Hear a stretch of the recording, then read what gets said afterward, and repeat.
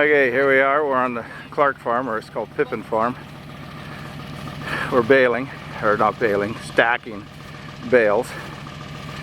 We got a young 28-year-old on the deck. Everybody, including myself here, is over 50, and actually Doug and I are 59, and we're doing this all by hand. Everything you see out here will be done by us, by hand. And after it gets on the truck, it's stacked on into the barns, up in the mouths. So you can see, and here's what we've done so far. This is only one farm. Next door is a farm of equal size, Elk Haven. Then we get to our own farm and do all of it.